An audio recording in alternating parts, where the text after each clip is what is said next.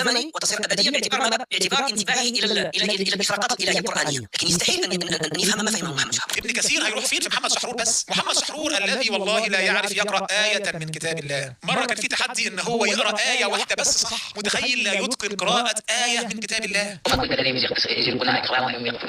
قالوا لن نؤمن لك حتى تفجر لنا من الأرض ينبوعا أو تكون لك جنة من نخيل وعنب فتفجر الأنهار خلالها تفجيرا أو تسقط السماء كما زعمت علينا كسفا أو تأتي بالله والملائكة قبيلا. إذ قال إبراهيم رب اجعل هذا بلدا آمنا وارزق أهله من الثمرات من آمن بالله واليوم الآخر من آمن منهم بالله واليوم الآخر قال ومن كفر فمتعوا قليلا ثم اضطروا إلى عذاب النار وبئس المصير. يا أيها الذين المصحف وآذان من الله ورسوله إلى الناس وآذان من الله ورسوله إلى الناس يوم الحج الأكبر. المصحف قدامه مش عارف يقرأ. هذا إمام المفسرين في ديانة الخلاص العالمي الجديد. أولا معظم أهل المسلمين ومعظم أهل الأرض رفع الجنة، هذا مكتوب صحيح كما يسمى اليوم بالمسيحي كما يسمى المسيحي ولا يهودي ولا بوذي ولا كونفوشيوسي. معظم أهل الأرض مسلمين حتى المسيحي واليهودي والبوذي والكونفوشيوسي. شحرور بيقول بالحرف في أحد كتبه: المشكلة تأتي من زعم الفقهاء أن حلال محمد حلال إلى يوم القيامة وحرام محمد حرام إلى يوم القيامة. حلال محمد وحرام محمد ده كان زمان وانتهى خلاص، مش ليوم القيامة. إنهاء الدين تماما.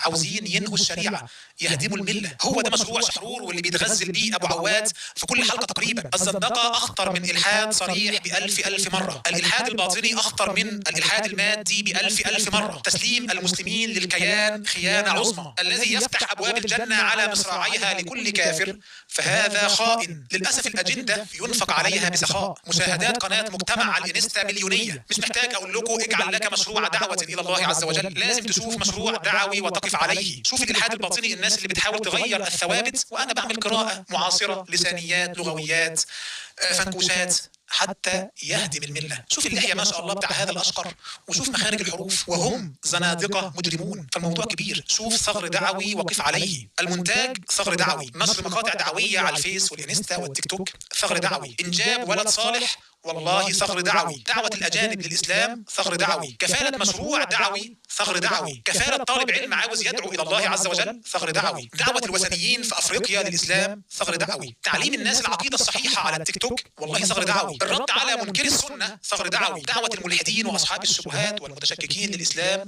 والله ثغر دعوي. كن صاحب هم. الأجندات بتطبق قدامك عين عينك، فمتى تغار على دينك؟ متى نغار على ديننا؟ أصلحنا الله وإياكم للدعوة إلى سبيله، وغفر لنا ولكم وحفظنا وإياكم، ونسأله سبحانه أن يشل أركان كل من يحارب دينه ومن يسعى لهدم ثوابت هذه الملة، وأن يفضح هؤلاء على رؤوس الأشهاد. اللهم آمين، إنه ولي ذلك والقادر عليه. سبحانك اللهم وبحمدك، أشهد أن لا إله إلا أنت، أستغفرك وأتوب إليك. نلتقي على خير، لا تنسوني من صالح الدعاء، والسلام عليكم ورحمة الله وبركاته.